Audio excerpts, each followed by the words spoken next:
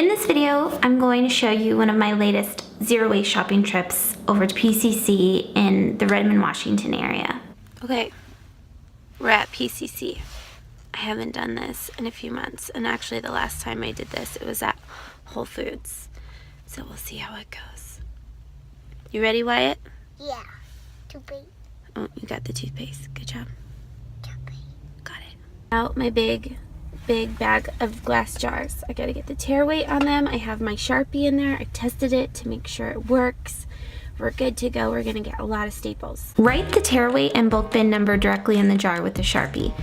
Ask that the clerk use your Sharpie and have it ready right away.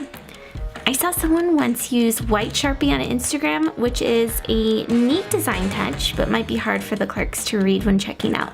I tend to use black. Test the Sharpie before you go out to make sure it works. I've shown up with the dried out Sharpie in the past, which is a bummer.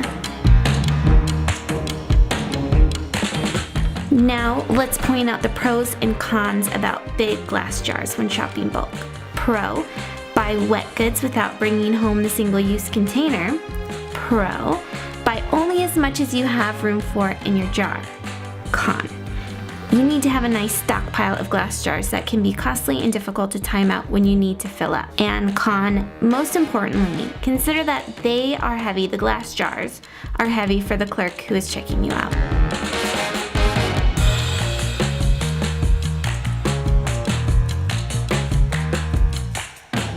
Another way to go is use bulk bags that you make yourself or buy online when you can. I like to make my own using a lightweight fabric, that way it eliminates the need for tear weight to be taken off. I can go to my local grocery store and shop the bulk aisle without having to get the bags weighed prior to shopping. Mission accomplished. Although we did make it back with some plastic snacks, but Wyatt did such a good job. We were in there for such a long time. So he got pot chip barbecue and I got seaweed monster snacks. We just got back from shopping zero waste at PCC in Redmond, and I haven't shopped at PCC at least in a year. So let's look at what it is that I bought. We did get almond milk at Target.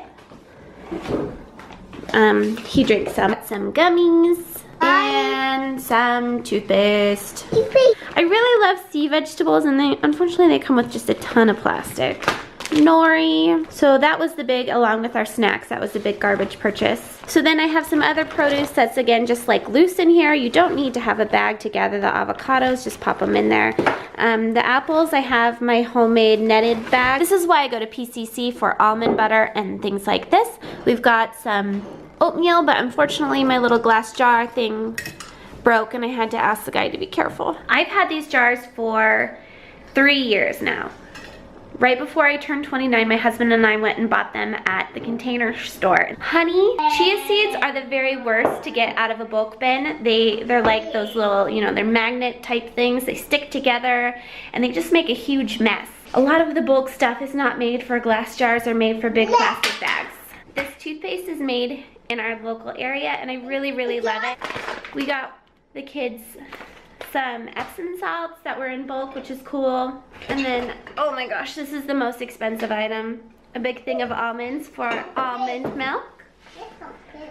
See, this is what the clerks have to deal with, these big glass jars. Sushi rice, coconut sugar, and quinoa. Put it in my bag. Yep, we're gonna put that in your bag. Yeah, right now.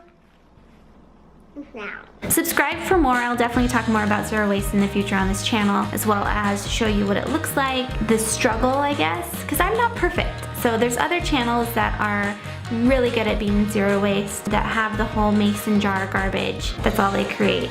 I am not one of those. I am someone that's always trying to do my best, and I fail a lot at it. Subscribe if you want to go through that journey with me, but don't subscribe if you want me to be totally perfect, because that's not me.